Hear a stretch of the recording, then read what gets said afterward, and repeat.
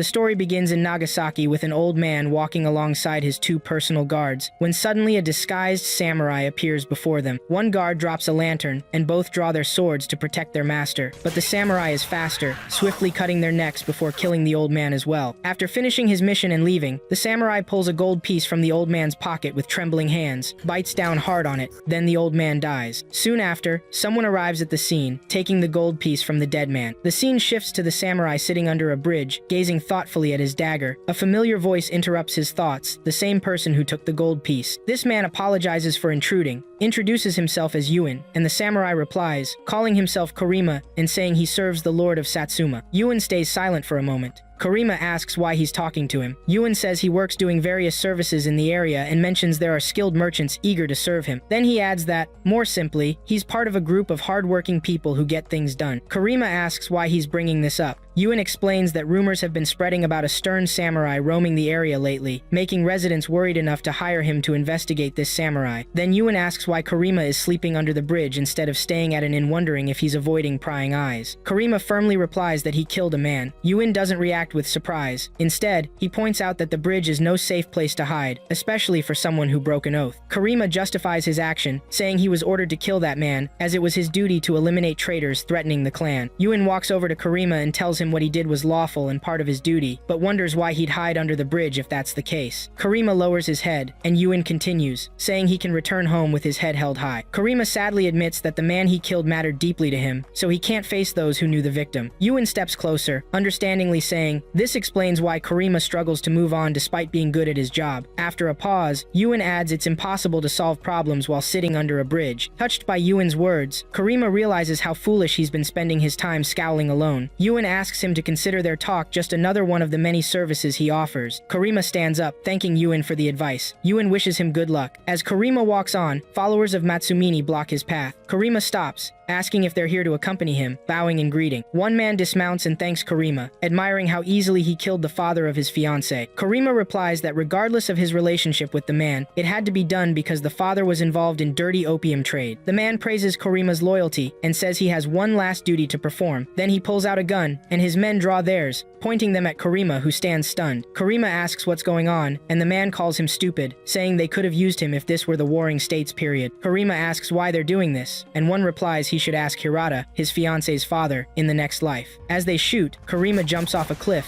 falling into the river. One of them remarks that Karima can't possibly survive. Surprisingly, Yuin's helper, Mu, saves Karima from the water using threads from her kite. She admits she was a little slow, but tells Karima that if he wants to die, it shouldn't be in front of her. Karima wakes up later at Yuin's house and asks if Yuin saved him. Yuin replies he gave many services, but during the day makes golden lacquered items using the makie technique, and asks who they are exactly. Yuin answers they belong to a world where people learn secrets about Nagasaki's hidden side things outsiders wouldn't know. Then Yuin faces Karima, saying he doesn't deny a Satsuma clan member is secretly dealing opium with English traders, but Hirata was investigating it to find the truth. Karima is shocked. Yuin continues, saying what he's telling him now is different from what he heard before, proving he was deceived by Matsumini, Satsuma's treasurer, who ordered him to kill Hirata because Hirata was the mastermind behind the opium deal. Karima grits his teeth. Yuin adds that Hirata was about to get proof when Karima's breakdown interrupts, asking why Yuin saved him. Yuin asks if Karima preferred death. Karima replies he was tricked into killing his fiancé's honorable father and wonders how he can live with such shame. Yuin asks if Karima isn't upset that Matsumini keeps his position and lives freely. Karima opens his eyes in surprise. Yuin admits Hirata got his help before dying and then pulls out the gold piece Hirata bit before dying. He tells Karima Hirata wanted him to stop Matsumini's plan if he died unexpectedly. Karima stays silent. Yuin says the plan is to sneak into Matsumini's mansion, and this job requires teamwork. Does Karima want to help? Shortly after, Karima joins Yuin for help. Meanwhile, elsewhere, people talk about what happened to Yui, Hirata's daughter, pitying her for losing both her father and fiancé at once. One woman says Yui seemed broken at the funeral. Karima and Yuin pass by, and Yuin tries to comfort Karima, saying it's better Yui doesn't know Karima is alive now. Karima replies he can't face her anyway.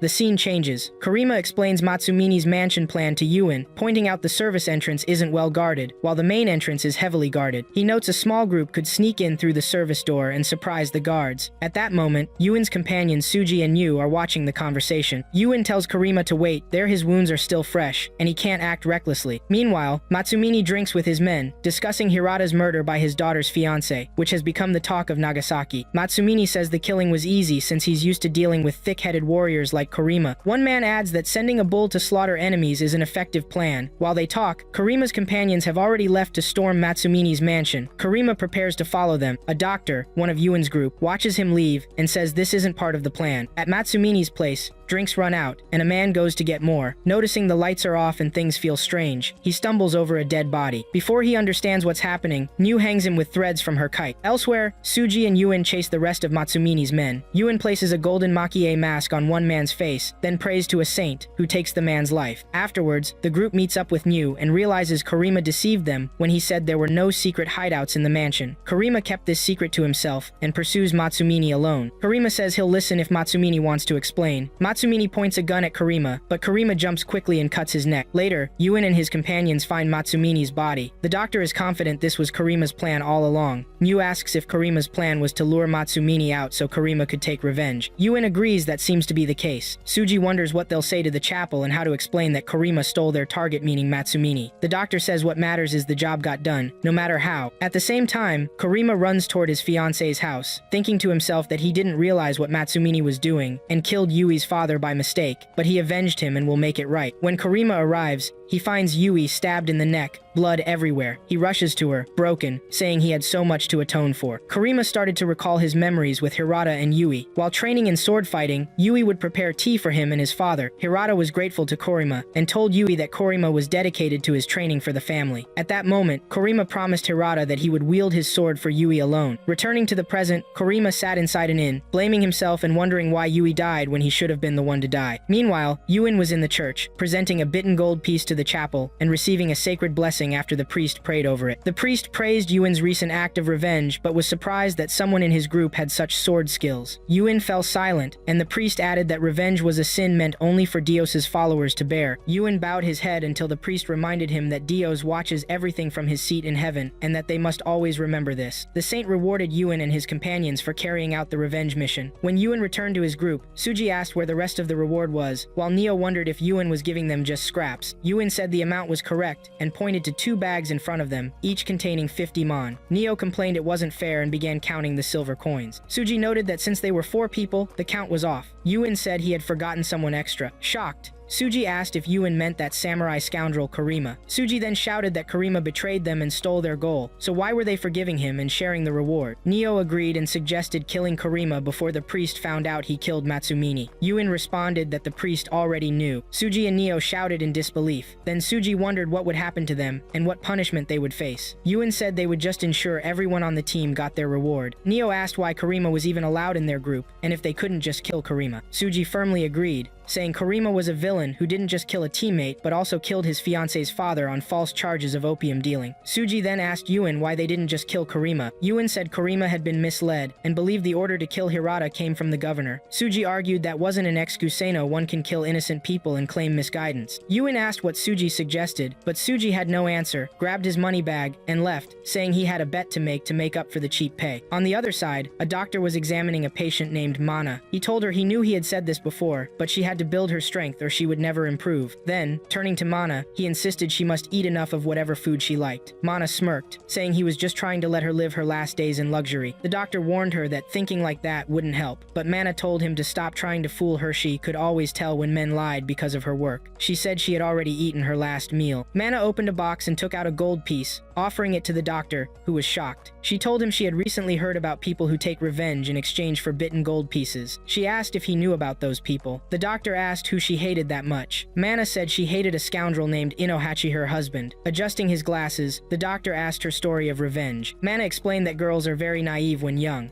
Her husband claimed to be the head of the important businessman Tenmukoya's office. Since he was handsome and smooth-talking, she believed him and became his toy. But the game ended when she married him. He was drowning in gambling debt. She discovered he owed money to his boss, Tenmukoya, and that it was all a scheme between them to seize all her inheritance from her father. She placed her hand on the box with the gold piece and said she had lost everything except what she spent to get that gold piece. Then, Mana's pipe fell, and she started bleeding from her mouth. She begged the doctor to take her revenge. Meanwhile, Karima asked Yuin how he found the inn he was staying at and what was in the bags. Yuin said they were his reward for services. Karima said he didn't remember helping with the lacquer work. Yuen reminded him they had talked about another job. Karima asked if he meant miscellaneous jobs. Yuen said he meant the revenge work. Yuen explained that if someone needed vengeance, they showed it by leaving teeth marks on a gold piece. The Avengers would take that piece and handle the revenge. That's why they called themselves the Avengers. Karima said it didn't seem like a legitimate job. Yuen said it was still murder, but there were grudges in the world that must be settled, and evil people who needed punishment. Karima admitted he killed Matsumini as revenge. Yuen understood not everyone could accept taking revenge for a stranger for money. Karima was silent. So Yuen asked if he wanted to draw his sword for those who needed vengeance. Karima asked if he wanted him to kill for money. Yuen said the bitten gold piece might be money but might not, as it measured the depth of the grudge. Then Yuen held up a bitten gold piece in front of Karima and asked if he saw the bite left by their clients on the gold, as just a mark left for a group of hired killers. Yuen then took Karima to Mana's hut. Karima asked if what he saw was a funeral. Before Yuen could answer, the doctor approached Karima, worried he'd get sick from not eating or sleeping well. Karima ignored the doctor and asked about the lights since they were at a funeral. The doctor said there was no money for a proper funeral. He folded his hands and said not all red light districts were like Maruya Masom were like hell. People worked for years for little money. Mana had gathered what she could, including her funeral costs, and spent all she had to get the gold piece. Karima then realized the gold piece he had seen earlier belonged to Mana. Yuen said Mana didn't want incense, candles, or a coffin. All she wanted was revenge. Karima was silent while Yuen added that Mana wasn't the only one misled by Inohachi and Tenmukoya. Many girls lost everything and were sold into prostitution because of those two. At that moment, Karima asked the doctor and Yuen for some time to think. He took out a bell belonging to his fiancée Yui, looked at it thoughtfully, and left. Elsewhere, Inohachi asked someone to tell Tenmukoya he was there. Just then, Tenmukoya opened the door, appearing with a large, heavily armored guard. Inohachi panicked upon seeing the guard. Tenmukoya told Inohachi the guard would accompany him out of Nagasaki for a while because he caused too much trouble and people were after him. The guard dragged Inohachi away toward a boat. Meanwhile, Karima visited the local doctor's office, shocked at all the tools inside. The doctor handed Karima a suitable shoe for his task as an Avenger. Inohachi grumbled at the guard, complaining about being forced to row the boat and asking why he had all those muscles. The guard said he was a personal bodyguard and should not be distracted by rowing, since whoever targeted him could be armed with firearms. Inohachi yelled hearing that, but the guard calmed him, saying his armor could stop any bullet or arrow. At that moment, the doctor appeared near the boat, measuring the distance, then drew his bow and aimed an arrow at the boat. Inohachi accused the guard of trying to scare him, but suddenly the doctor's arrow struck the boat, tipping it over and throwing Inohachi into the water. When Inohachi resurfaced and climbed ashore, Karima was waiting, drew his sword, and ran at Inohachi, slicing his throat. The doctor admired how it seemed Karima didn't just receive shoes but wings to fly. Meanwhile, Tenmukoya was with a woman, telling her she had withered and he no longer needed her. He left the room after insulting her. Neo stood outside the room and asked Tenmukoya if he wanted to play with her. Tenmukoya smiled, saying she was perfect. When he tried to grab her, Neo lured him to Yuen's place, where Yuen, wearing a golden mask, defeated him with prayers. After that, new Karima took Karima to the Dejima area in Chinatown. When Karima saw the place, curiosity struck him about a certain spot, and he wondered what it could be. New explained that it was home to all the destitute or those struggling to survive in town. They kept walking until they saw a group of people arguing with a man. Their leader, Sakata, told the man they knew how he got and sold opium. The man tried to defend himself, saying his store had thrived for 4 generations and he didn't need to deal in opium. But Sakata said they had clear evidence against him and ordered one of his men to break a Buddha statue. From inside it, they found a hidden piece of opium. Sakata showed it to the man, telling him everything happened just as his wife described. The man tried to question what his wife said, but Sakata cut him off and ordered his men to take the man away for full interrogation. Karima overheard people saying the man had become a nuisance to the trade union and should have kept quiet and bribed the judge's office. After the crowd left, Karima asked what was going on. New said the store owner didn't pay a bribe and was made an example of. Karima then realized the owner hadn't done anything wrong and wondered why this was happening. New replied that what Sakata did wasn't as scary as what the samurai who killed his fiance's father did just because he was ordered to. Karima was stunned by this. At the inn, Suji was sleeping deeply until a girl named Hana started knocking loudly, telling him to wake up because of the strong smell of alcohol. Suji woke up and asked the problem. Hana told him he drank a few days ago, and though he said he drank because he lost, she didn't understand why he was still drinking even after winning so much now. She then mentioned he had a guest. Suddenly, a doctor rushed in and apologized for disturbing him. Suji reminded him not to come to the inn without notice. Meanwhile, Karima met Hana on his way to Suji's room. She introduced herself, saying she lived in the basement with her father and 2 younger brothers. Then Karima entered Suji's room, where the doctor told Suji that all inns in town were fully booked. Suji Suji got annoyed and asked if the doctor expected him to live in the same room as Karima. The doctor smiled indifferently, hoping Suji would be nice to Karima. Karima apologized for the trouble, and Suji grumbled about having to tolerate a damn samurai. The doctor explained they had problems paying rent. Elsewhere, Yuen walked with Nu and asked how she found Karima. She said he was boring because she took him to different places, and his face stayed stone cold the whole time. Then Nu scolded Yuen for letting Samurai Karima join their team, saying she hated samurai. Yuen replied that Karima was no longer a samurai. Nu pointed out that Karima needed her and Suji to start a new life. Challenging Yuen, she asked if a samurai could really change and become someone else. Yuen closed his eyes and said they wouldn't be having this talk if that were possible. Nu cheered, saying she would have killed him if he gave any other answer, and asked why he was doing all this for Karima. Yuen said that even if Karima failed to change, it was enough that he tried to find a different way of life. Back at the inn, Karima tried talking to Suji, who seemed upset and accused Karima of taking up space in his bed. Elsewhere, a man named Isarizawa sat among several beautiful women. One told him to go to his guest Yuen, who had been waiting for some time. He agreed. Later, Isarizawa met Yuen and reminded him of Matsumine's murder, saying the samurai who killed him had strong men, and the thought that he was still in Nagasaki haunted him. He then called one of his men, who said the killer's name was Karima, and they had spotted him sleeping under the Amigasa bridge a month ago but hadn't found him since. Isarizawa asked Yuen what he knew about Karima. Yuen said he had no idea. Isarizawa doubted that, adding that the madman Sakata wouldn't believe him anyway, especially as Sakata was working hard to make a name for himself. Yuen stayed silent, and Isarizawa wondered what Sakata would do if he found out Yuen helped the samurai escape from under the bridge. Yuen asked what Isarizawa wanted, saying it wasn't nice to threaten him like that. Isarizawa replied that Sakata was so desperate for Yuen's head he had strengthened ties with the trade union. Yuen said that was serious. Isarizawa said he had interrogated a man who was with Sakata's men this morning at the police station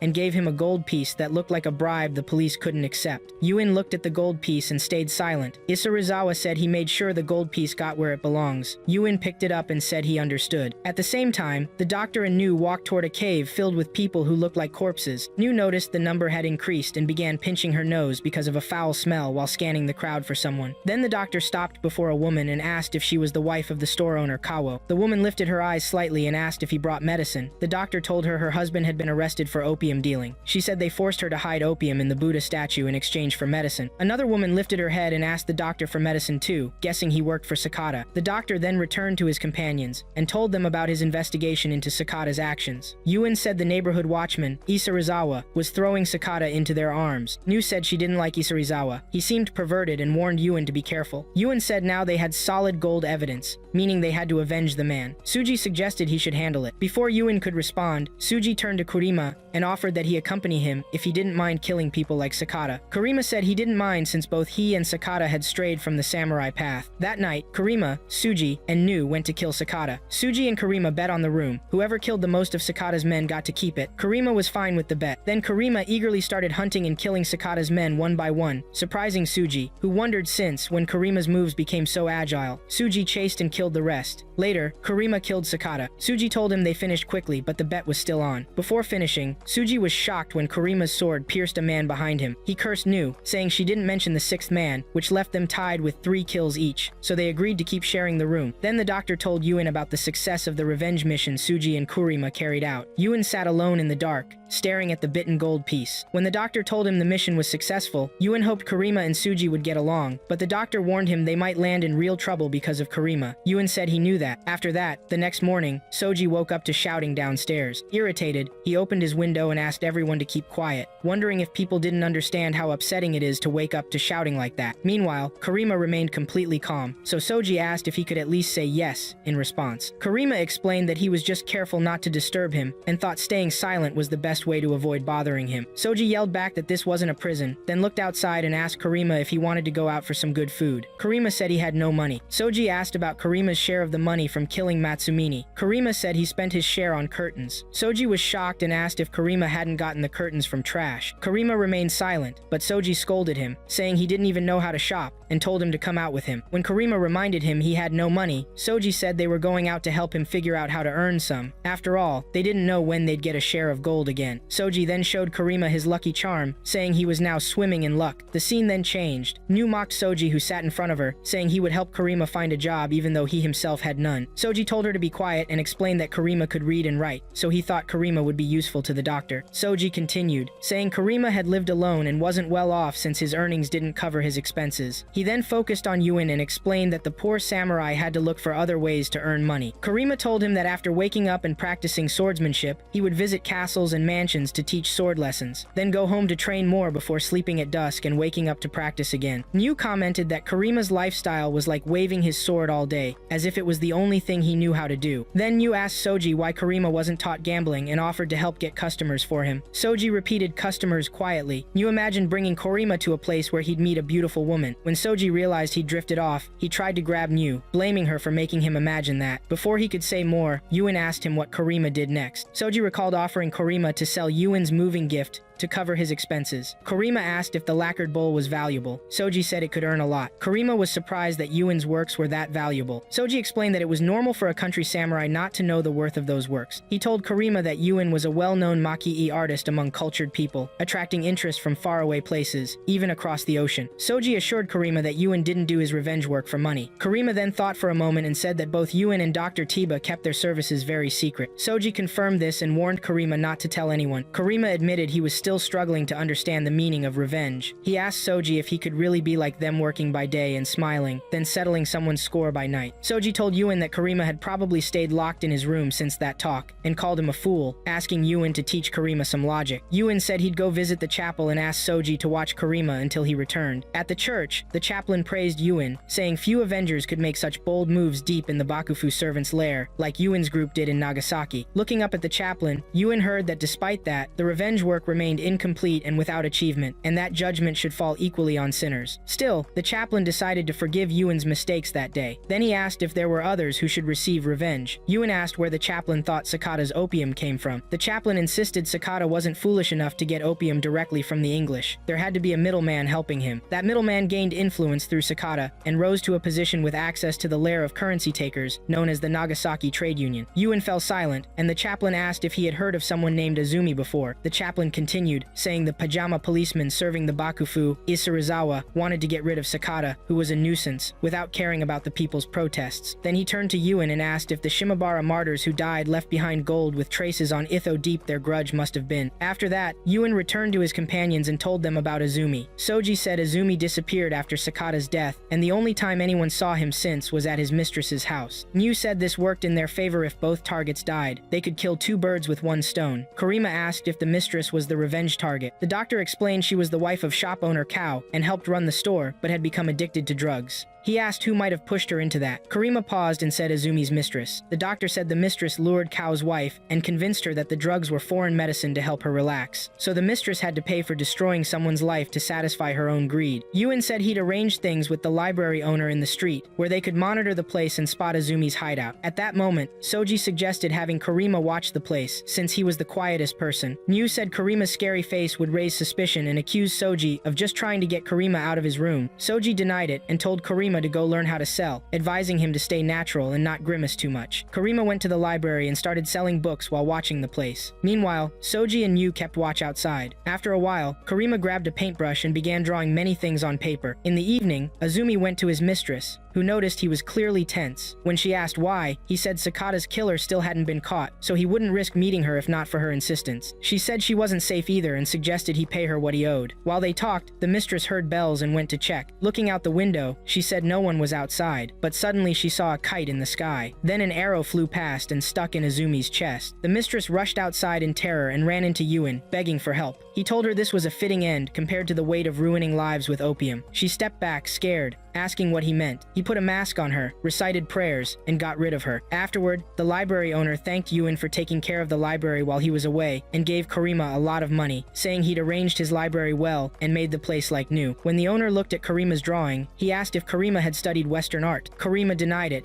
and the owner said the drawing looked so alive it might not be good for printing but would make a fine scroll to hang. New also praised Karima's drawing, and the library owner said he'd show it to a publisher. In the evening, there was some kind of gathering. Someone told the crowd they would witness a group of monsters collected from faraway Ryukyu and Izu, even from China and beyond. Then a clown appeared, saying there was a Daruma who breathes fire, a stone man with unmatched strength, and a terrifying snake woman with scary offspring. Suddenly, a massive man blew fire from his mouth, and at the same time, a graceful woman appeared, sticking sticking out a long tongue like a snake. The people were stunned when they saw her. On the other side, someone was searching for his brother, the weasel boy, wondering where Hana had gone. The boy met his brother, who asked him to stop crying because Hana said they would meet at the Jizo statue if they got separated. Then the clown appeared, asked where they were from, spread his arms admitting he had found treasure, and welcomed them to the Dwan company. At the inn, Soji looked at his fortune slip and decided to bet on Yu's kite the next day to win money. Meanwhile, Karima was fully focused on drawing with a brush. Soji mocked him, wondering how a hand that only knew how to hold a sword for killing could know the way to draw. Karima replied that sometimes he feels time stops when facing someone with a sword in his hands. He looked at the pictures he had drawn and said he realized he feels the same way holding a brush. Soji was surprised, and Karima explained that swordsmanship and meditation are two sides of the same coin. Soji admitted he was confused, and asked why Karima had to kill people if he could hold a brush instead of a sword. Karima was silent for a moment, then Soji advised him not to try to be like Yuen, who had been drawing and playing with gold since he was a child. At the same time, Hana was sad and complained that her friends, the badger and the weasel boy, were missing. Soji and Karima went out to look for them. Soji said he always warned Hana not to go out with the mountain folk, but she never listens. Karima asked how Hana had met the brothers. Soji explained that Hana, being a child, sometimes misses her mother and visits the graves. Once, at the graveyard, Hana met the two brothers. Soji then looked somewhere else and said today was the kite flying competition where Nyu was participating. Karima looked where Soji was looking too. Soji said he was ready to bet all his money on Nyu's kite. At that time, Nyu was playing with her kite, asking the other competitors which kite she should cut. The competitors shouted at her to stay away from their kites. Meanwhile, Yuen was quietly watching the competition when the clown approached him, saying he looked more handsome than before. Yuen avoided the clown's gaze and said they didn't know each other well enough to celebrate meeting again. The clown calmly asked Yuen to let him regain his monster nature, saying parting with him was a foolish regret. Yuen said he didn't like anyone calling Nyu a monster. Then he firmly said it wasn't about the money since Nyu was human. The clown replied that all the monsters in Dwan Company would be ashamed compared to Nyu. Yuen was silent. The clown continued, talking about a monstrous being controlling all the monsters. Yuen tried to ignore him, but the clown said the demon wouldn't give up its fangs and claws just to take human form. Yuen told him to leave. Nyu held her kite proudly, wondering what Soji would buy her if she won. Then she looked toward Yuen and was shocked to see the clown with him. That's why her kite fell. Afterward, Yuen met with Soji and Karima. Karima said many children were missing, not just the two brothers. Yuen said no one in Nagasaki cared about the missing mountain children, but most likely, Dwan Company was responsible. Karima said he'd heard that Dwan kidnapped children to be part of their shows. Yuen said they had only been a traveling performance troupe, but over time, their leader, Dwan, started forcibly gathering different children, and Nyu was among them. Yuen added that he took Nyu under his care because he wanted to prove something, but now Dwan regretted letting her go and visited that afternoon to reclaim her. Soji was shocked and asked if that was why Nyu lost the competition. Yuen confirmed it. Soji said he lost all his money because of that bet. When Soji asked where Nyu was, Yuen told him she was hiding in a safe place. Elsewhere, Dwan was observing the two children, the badger and the weasel boy. He ordered his men to take them away and then sat alone. Suddenly, Nyu appeared. Dwan kneeled, kissed her hand, and asked why she came. Nyu said she came because he wanted to make her his. He said she belonged to him and he wouldn't leave her. Nyu asked how much he'd pay for that. Meanwhile, the snake woman was feeding other children locked in cages. One of Dwan's big henchmen arrived, bringing the noisy two boys down. The snake woman advised them to eat and obey if they didn't want to be beaten. Nyu showed up disguised under an umbrella and told them learning some tricks was better than mountain life. They asked who she was, and she answered that they'd get to eat daily and sleep under a roof. The younger boy said he wanted to go home because Hana was surely looking for him,